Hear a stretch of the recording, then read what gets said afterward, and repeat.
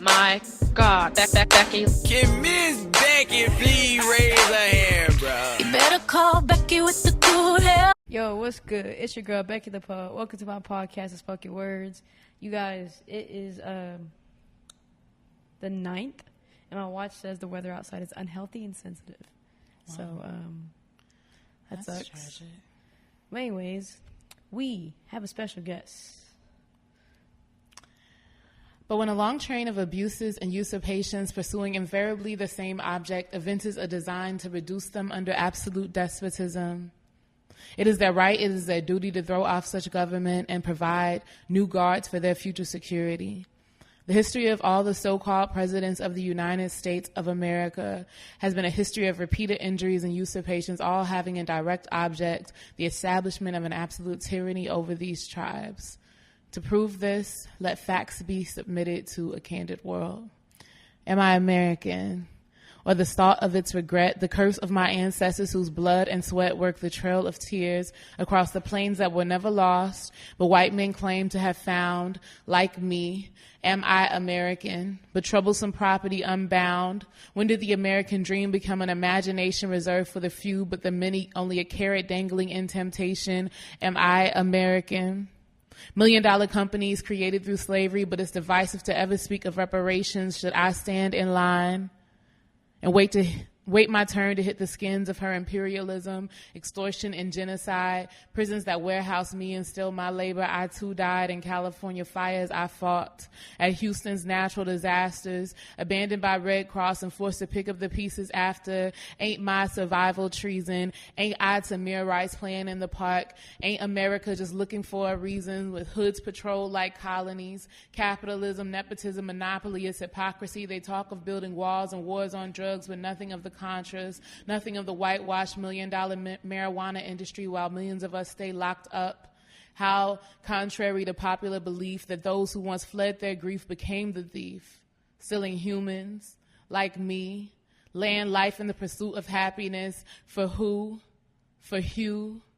For the rivers and lakes, ancestral burial grounds with pipelines disrupting their dreams. Am I American? Should I take a knee at your song? Were you ever singing to me? Should I turn the other cheek? Is this awareness disrespectful, in bad taste, with school systems segregated by neglect? My socioeconomic status be black. Metal detectors everywhere besides where they belong. Some criminals will never fit the description. After so long, how can this be without tacit intention? My relationships with rights be one of constant disillusion. 3/4 of human space for me and your Constitution. So who is allowed to dream here? Who is allowed to feel fear? Who must work for wages that have failed to raise despite inflation? And who are the constant subjects of your subjugation? Who is tasked with reconciliation? What could be more American than insubordination? If I am the child of her captives, I am Nat Turner's niece and Denmark Vessie's daughter. I am Harriet's wisdom and precision, the very reason they never caught her. But am I American? An illegal taking what I did not work for from indigenous lands is American. A woman still wondering how men are paid more is American. A child ducking for cover behind my bulletproof backpack is American. And my revolt is my only patriotism. Hi, my name is Niecee X. I'm a poet, writer, teacher, entrepreneur. I do all types of different things, so that's cool. Yeah. She did that, you guys. Every time, well, not every time. I've only been to a couple of events, but when I hear you spit, it's like you spit about things that, like, we don't really talk about, like the politics, the underlining conversations that people are afraid to speak up out loud, and that's really dope. That's really dope that you do that, because I feel like. No. Oh, okay. Yeah. So I feel like with that, like you said, like, I feel like as a poet, as someone to speak for that, I like to call this episode "How to Use Your Voice." We talked about it earlier, and I feel like you use your voice. Like in a powerful way, in a powerful motion that allows people to like respect the situation, whatever it is going on, and understand that it's not like a jokingly matter. Yeah, I mean it's kind of gonna really like bother me. It's okay. It's kind of I don't know, a mixture of things. I mean, I want things to be accessible to folks. I want to be able to like speak to people's like things that they're experiencing and things that I'm experiencing. And sometimes it's not all like serious, but I write a lot of political poetry, and I'm seriously anti-capitalist and anti-white supremacist, so it come off that way, I guess. Yeah. Well, no, I feel like sometimes we need that. You know, we write about things kind of like music. You know, music is a powerful way to send a message to somebody. Right. And I feel like poetry is what it's coming up to be one of those things that is sending messages. I mean, if you watch like button poetry, there's like Asian American people who talk about like their struggles, like their parents of how they came here, you know, and then you also have people talking about the stuff that's going on, like with when the whole police brutality. I mean, that still goes on right now, you know. So people when people write about that stuff gets people understand that more, because a lot of people, what people do, I feel like, is just they sit behind a computer, they sit behind a phone, and they type about it, but they don't actually like, you know, they don't walk with that message. You know? Yeah, I do know. I mean, I try to just be true to whatever it is that I'm participating in. Right. And yeah, I definitely think, I mean, poetry isn't a new medium for sharing stories. With most like indigenous groups of people, like Black, Latinx, like indigenous, like all of these different cultures, the common thread I think that we've seen is that we're storytelling cultures, right? So there's always like these, whether they were like, I don't know, tales to keep a kid from like jumping into the lake over here, or like just information, like follow the drinking gourd, like go to like freedom or whatever. Right. I think that poetry is like the maintenance of those like storytelling cultures. So I'm gonna be real, I cannot focus. I have no idea. Cool, yeah. We're gonna take a quick break. You heard it right here at Unspoken Podcast. Yo, what's good, y'all? We're back at it like a crack addict. Yo, not like a crack addict. Okay, yo, not, but she was about to throw hands, bro. I don't know if you know what just happened, but we're not gonna talk about it. But it was inconsiderate acts. Oh, it was. That's why we're in a new room. Oh, you gotta speak into the mic. Come closer. I said it was. That's why we're in a new room. But yo, we left off at storytelling and how you said people use poetry as storytelling. Anything else you wanted to add on to that before we got interrupted? No, I mean, I think I was just, you know, referencing lots of like indigenous like societies and cultures of folks in the way that we have often used spoken words primarily to like share history and information. And I think that it's something that probably will never go out of style. I mean, obviously in like music and rap and all of those different things, that's a different enactment of it, but it's still the same thing. Right. And I think that like with spoken word poetry, like you have that, like the Dead Poets Society, Last Poets, like all of these different groups of people who were like utilizing poetry to like tell a greater story. And so I definitely don't consider myself a performance poet, but I write because I think that like some stuff just needs to be said. So would you say, because I get asked this question a lot, and I've seen this a lot on social media, but would you say like everybody can be a poet? Yeah, I mean, I think so. Poetry is just like the culmination of like some thoughts. Maybe a little rhythm. It might rhyme, it might not. You know, like I think that like now is like if your poetry rhymes, it's like cliche, and I'm just like, fuck it, that's how it comes out when I write. Like it's what it is. I actually like those poems when it rhymes. Yeah. Because we don't get those anymore. We do a lot, like I do a lot of free versing, but I always like things that are taken back to the basics. Yeah. I mean, and I don't know. I like it. I feel like it gives people who don't necessarily like, I think everybody likes something that's pleasing to the ear, you know, and sometimes it rhyming is that But yeah, to answer the question, I mean, I do. I think that everybody can be a poet. I think that it requires you to like really find your voice, and that's why when I teach like my after school programs, a lot of them aren't like, I'm a poet. Like, they don't introduce themselves that way. Right. But then they find that they have like a unique perspective, or they can do, you know, something a certain way. And it really helped me to develop my own voice as a kid. So I wrote a poem a year back about finding my voice. Mostly finding my voice within my life, of like identifying who I am, what I like to do, what I don't like, right? So I wrote about this voice, and within my poems too, because I used to listen to a lot of artists or poets out in the UK, so they have that accent already that already sounds beautiful. Like, even when you recite your poems, you already have that tone of voice of like soothing, you know. As for my voice in general, like, it's very monotone when I talk to people, and I don't actually have like the change of like character within my my poems when I perform. But part of it is because it's like how I feel and how I am in general. right. So I was sidetracked because of stupid air conditioner. But I was just saying that, like, it's not that easy to find your voice within art. I would say that when it comes down to music, poetry, even like visual artistic skills, like, you have to find your own you, right? So like, how do you teach people to find their voice within their own creativity? I mean, I just ask, like, when it's kids, I just ask them what they like, what they're interested in. Or we, like, just do fun, different prompts, like a day in the life of a pizza.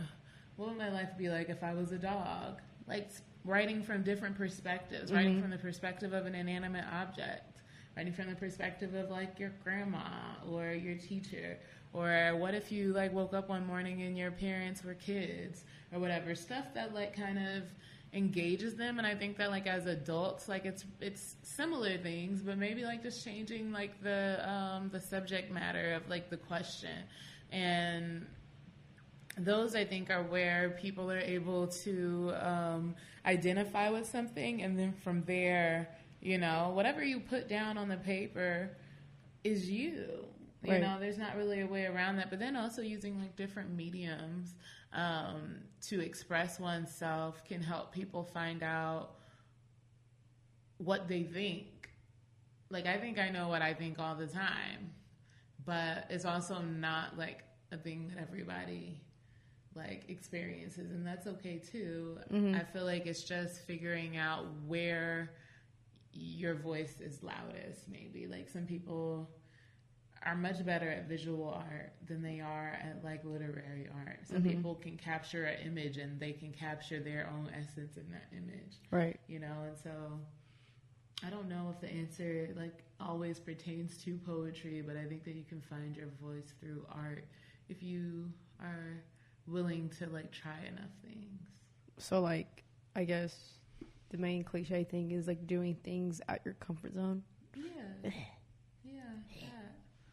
I know I went to I didn't go to, I had somebody from the team go to the podcast workshop with Maul from Joe Budden, and pretty much was a sit down.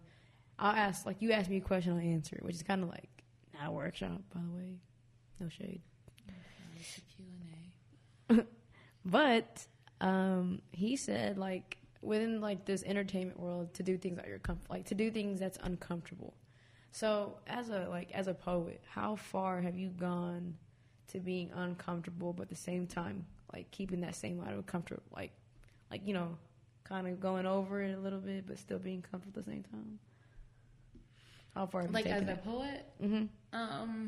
Well, last year we did this thing with, it was somebody who had gotten some funding from the City Ed House. But anyway, they paid us to basically just go and do pop-up poetry. So we would just show up somewhere and just start reading poetry out loud. Like, we did it at a couple of restaurants. We did it Kind of like caroling. Sort of, yeah, but like with poetry. And it was really awesome. I mean, I think when you're like at a poetry show, people came to hear poetry. But like if you're not, those are also some of the people who probably would never elect to go to a poetry show. And they're just like, whoa. Right. This is what it's like. This is cool, you know? And so we got a lot of that, but it was sort of out of the comfort zone. There's not a lot for me. I think it's because I've like grew up a theater kid. There's not a lot where I just feel like paralyzed with fear, at least not when it comes to like doing things publicly. I'm usually not too worried. But it was a lot more unscripted than a poetry show would be. There was nobody to like introduce. Oh, this is gonna be the next poet. It was kind of just like, you go next. Like, yeah. Like you, like, yeah, it's within and you have y'all's to be crew. kind of loud, and you also have to be aware that, like, if you're in a place where people are talking, you can't exactly tell them to not Shut talk. up. Like, luckily, if you're good, then they'll shut up because they're just like, Right. wow. But if they're not feeling it, they're gonna like continue their talking. So it's like the Apollo or something.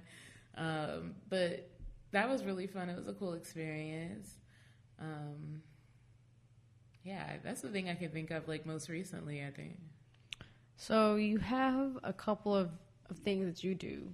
You're not just a poet. You're a lot of voices, I would say. Like, you know, you speak for a lot of people, or you help people bring out their voices in a way. Yeah. Not just kids, but just, like, politically, too. So recently, I saw that you had organized what was it called? Like, what would you call it? Like the Deep Ellum? Oh, it was, I called it a truth-telling forum. Okay. But it was in reference to Aldeja Neek, who was assaulted in Deep Ellum. Right. That one guy. We're just going to call him a Nazi. And in the aftermath of that, I just knew that, like, we need to not only...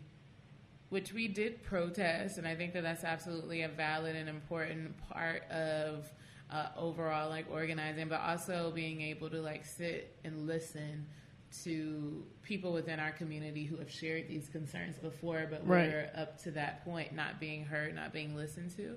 And so there was an opportunity for folks from the audience as well as for some people who had elected to speak just in general to kind of share their stories of things that had happened to them. In Deep Ellum, you know, and as a woman, and so it was real cool. I think that we don't get like enough of that. I sincerely believe that when you like destroy community, you're able to destroy people's power, like indefinitely, and you can't have community if people aren't talking to each other. People aren't like, listening to each other and their experiences, because it's easy to write off something, I think, politically. When you see it on the news, you're just like, that's stupid. Until you're like talking to somebody, looking at them face to face and being like, oh, damn, that happened to you. You know, I feel like it changes people. I actually like that you do that. Not just for like, just because of like her, you know, you do it for everybody, you know, and that's a good thing because like in my previous episode, I was a lot of people had, like I said before, a lot of people preach community. A lot of people preach about giving back, right? And it's just one of those things that I feel like it's talked about a lot, but it's not done. And people just say, you know, and I understand like there's a lot of people who live under, I guess Nipsey Hussle's like lyrics. You know, they brought his lyrics to life. And they took his like lyrics and like used them as like motivational quotes for their everyday doings. Right. And I applaud them for actually committing to it. And now there's some people who are like, okay, I want to start now. And like I was saying before, like why does it take a traumatic like experience in like the music industry in general and a man who's done so much for his community for you guys to realize, all right, well, I got to start doing something now. You know, cause it's just one of those things like, it's never too late for one, but it's just like, why are you waiting for so long? There's a lot of things that has happened, you know? Yeah. I mean, to be honest, if I was to have posted that we're just going to have this random discussion on like Black women's trauma here at Deep Ellum at so-and-so time, there would have been like 5 people there. Right. Maybe 20 just because like I organize stuff regularly. Unfortunately, it's kind of like the American opiate to wait until you're about to overdose before you go to rehab. And I don't think that that's much different across any stratosphere of people. White women didn't think that anything was wrong until Trump was selected. Like, and then they're just like, oh my God, where's my pussy hat? You know, like we really need to like get here in these streets. And I think that there were like people who really, up until they were particularly and personally affected, pretty unaware and or just like irreverent to the needs of other people because it didn't directly affect them. And so when you talk about Nipsey Hussle, there's a whole legion of people who listened to his music, you know, and it wasn't until, unfortunately, he was murdered that it really hit home that, oh, I need to actually walk the talk. I need to actually do these things. And, and to be honest, I'm not necessarily like, I don't know, irritated with people who kind of like finally see the light. Are you happy that they... Yeah.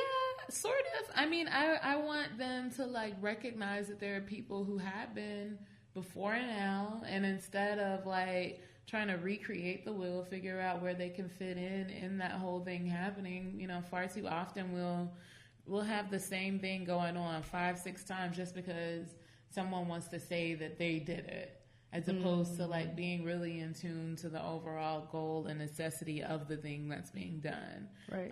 And so that's the only part that I have issues about. I mean, I think everybody has their day, you know. I used to believe some things that I don't believe anymore, you know, and maybe somebody was sitting on a microphone somewhere else and was just like, you people who think X, Y, and Z, and they was right about me at that time. Right. You know, and so it's all right. I want the entry to be calm and collected and beautiful and all of that stuff, but for people to know that just because they're coming to the epiphany doesn't mean that there weren't people who were there already. Right. Well, that's good. That's good. And it's good to hear from you because I feel like you do a lot in the community, and like whether it's like political, whether it's a revolution, you know, you might start. By the way, she's gonna open a vegan restaurant called Revolution. Girl, I said it was revolutionary. Might as well be. Shoot. I mean, ultimately that's the hope, but it's a vegan restaurant and WQPOC, meaning women and queer, WQTPOC, women, queer, and trans people of color bookstore, meaning that every book, every art item, every accessory will be made or written by someone from that community, from our community. And that'll be something unique, and I'm excited to be able to put together that. So I feel like you'll take your community like voice, you know, and put it into that, and not just preach about it like in the streets, but also like put it into what you like are passionate about. And I feel like you're really passionate about like putting this together. Yeah, I am. I mean, I'm excited about it. I hate $4 avocados, and so one of the you hate? Yeah, no, I legit went to this vegan place. And I asked how much was the avocado, and it was $4. You know, the avocado toast at First Watch is $8. Like they be taxing, but it's really because there's elitism in healthy living and veganism. And the assumption is if you don't have money, then you don't get to be vegan. You don't get to care about your body. And I think that that's real problematic, especially when an avocado at the grocery store is 50 cents.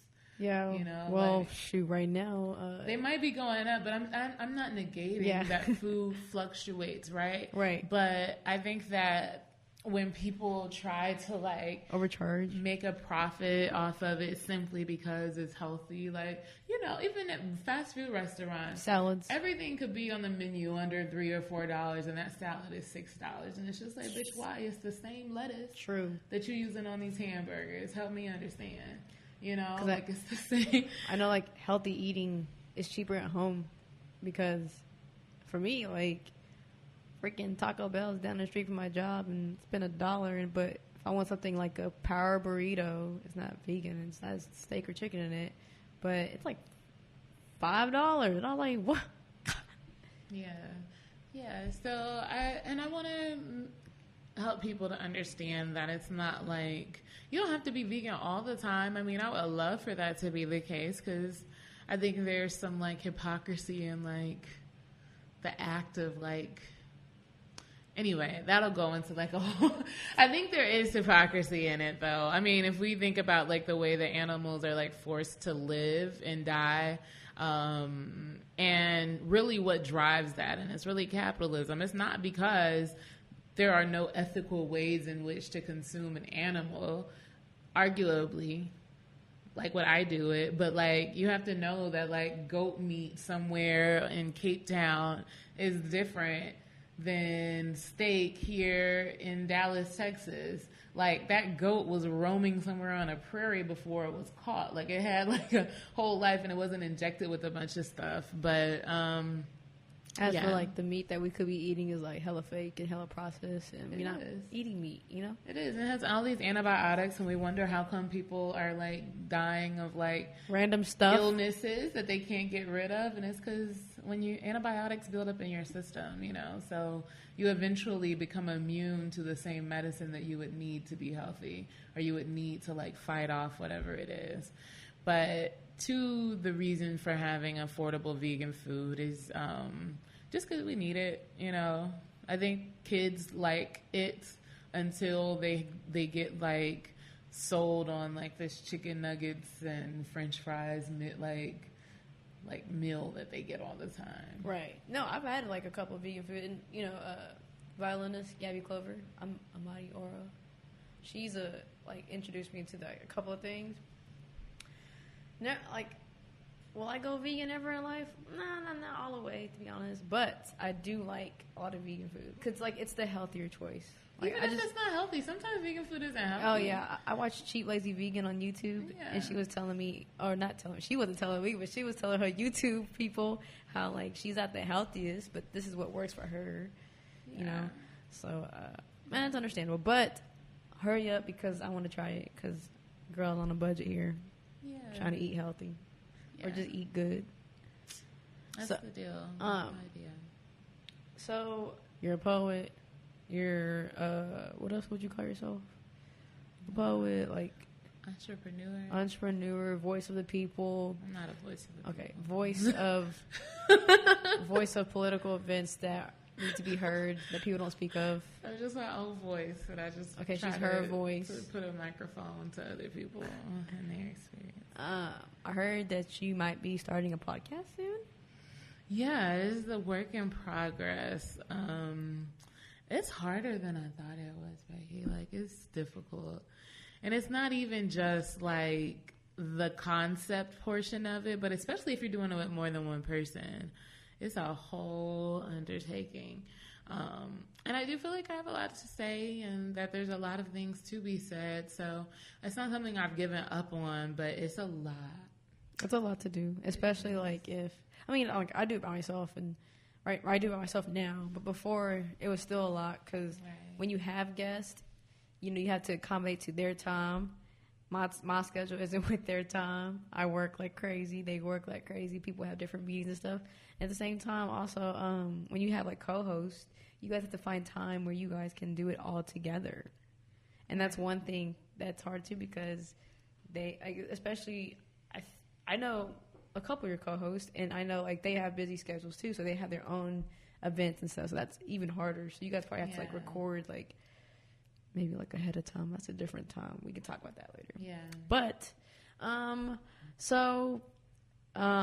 you have a couple events coming up. This will be released on the 11th. So what do you have coming up until like after this? Okay, yeah. So on the 19th, we just found out we have another person who's going to be on the show, and it is yours truly, Becky from the Spoken Word Podcast. Yeah. But we're doing the Kiki, which is a QPOC conversation series, and we're doing it on boyhood and masculinity. And the tagline is like reclaiming softness and finding ways and like discussing, for one, what masculinity looks like for people who are trans, masculine of center, androgynous, tomboy, etc. And kind of talking about how like we navigate through society, and some of the finer points and some of the not so finer points, but then also figuring out how to avoid being toxic in our presentations of masculinity, and all of the above, you know. So the purpose of the Kiki is first to have conversations we don't normally get to have, and hopefully, like, maybe people are asking questions, and maybe we don't have all the answers, but we're gonna be talking about all that stuff. So there'll be some cool people on there. That's gonna be on April 19th from 6 to 9 at Deep Ellum Bookstore, which is at 3000 Commerce. Deep Ellum Bookstore is a super dope bookstore. We have a lot of our events there, and they're super cool. And then on the first weekend of this month, tentatively, we'll be at the Nines, redoing our brunch that we have, which is Queer as Fuck. It's a QPOC open mic. Luckily, I think we found a new venue, and that would be the Nines. But that's tentative. You can find out more information about all of the events and all the things that we have going on Revolution Cafe and Bookstore.com or _Revolution_Cafe. And we'll also be doing a virtual restaurant thing, so he'll be able to find us on Grubhub and Uber Eats and all of those things soon. What's a virtual restaurant? So, like, do people eat like food? Like, no. We don't send you like a GIF of like the food. It is just like available to go and on online ordering systems. So we'll be sharing kitchen space with the Munchies, which is a vegan restaurant on Westmoreland. Sort of kind of near downtown. It's like on the far end of Westmoreland. But we'll be sharing kitchen space with them, and so we'll still be able to like have food, serve food. But it's just kind of the first step towards the overall restaurant, you know, as we're looking for an actual location. So, for today's episode, this is new. I'm going to add this in there. I'm throwing it in there. Do you feel like you said what you have to say for this episode? Or more to it? Or do you want to add more? I know you've been talking all day. I know that. She didn't want to talk to me when I first talked to her. That's not true. She came in, she was like, yeah, no. And then she You ever feel like you've just like used all your words for the day? Girl, I love talking to people. Like if you've been like talking so much that like you're just like, I don't have any more words. I guess. Maybe it happens to me because I like... Are you introverted? No. I mean, maybe yes and no. Like, I'm extroverted when like I like am interested or whatever. But even then, so you're not. Happens. So you weren't interested. No, that's not true. What I'm saying is, it happens anytime, even if I'm in a situation. So, say for instance, like after the event that was at the Nines in Deep Ellum, right? It was a really cool event. We talked about a lot of like really important things. Right. Afterwards, people were bombarding me and asking me stuff, and I was just like, "Oh, I see. I don't have any more words. I said all the words what I that had to say to this. I gotcha. You know, honestly, and it's not because I don't want to talk to them, or because I truly just don't have no more words. Honestly, I was just picking on her, to be real. I like trolling when people are tired. Clearly. I've noticed. Brings me, like, enjoyment. I'm just kidding. All right, y'all. So, we're at episode 37. This episode is released on the 11th. This is Thursday, so it's today. Guess what else is today? Black Canvas is back. Back at it like a crack at it. Black Canvas is not today. No, Thursday. Right. It is Think not. Tank Tuesday is today. No, this is being released on Thursday. Oh. Okay, never mind. I take it back. So Black Canvas is today if you're listening, because it's Thursday. But if you listen to this on Friday, you're late. But they back at it. They're out there at the island spot in Oak Cliff somewhere. Just look them up on Google. Don't ever ask me for directions because I can't get around without GPS. What else is going on? Oh, Snap 3.0. We still got time. The 420. I know people are going to be like lit. But just go out for the nudes, doodles. It's BYOB. We have 4 poets. We have Rome, Lauren, Monet Black, and Brie Marie. And we also be having Gabby, her name, Amadi Aura, for the violinist performing in between. And I'll be doing raffles for the show. So I'll have like tickets, and you could get like free artwork, maybe free merch if I have any more merch. And that's pretty much it, you guys. We're this is not getting cut out. Fucking leaving all this here. Okay. All right, yo. We have. Oh, I'm Niecee X, and I'm super happy that Becky asked me to be on the podcast because it's cool, and Becky's cool or whatever. Sometimes, apparently. What's your Instagram? Where they can find you? Oh, you can find me at Niecee X. It's NIECEEX. And that's on everything. And you can also check out Revolution Cafe and Bookstore. Hit up our website. Learn about the things. Donate $1 or $2 because it costs money to make the revolution. Bro. Support these entrepreneurs. Support every business. Not every business. Okay, $1 or $2. Not the crazy business. ones. This one. All right, y'all. We out. Bye.